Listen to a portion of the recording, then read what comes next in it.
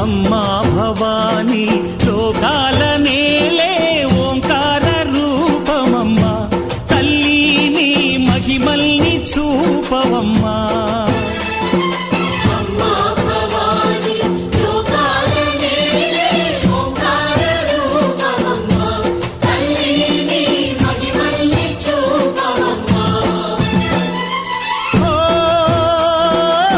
సృష్టికే దీపమా, శక్తికే మూలమా, సింహరథమే నీదమ్మా.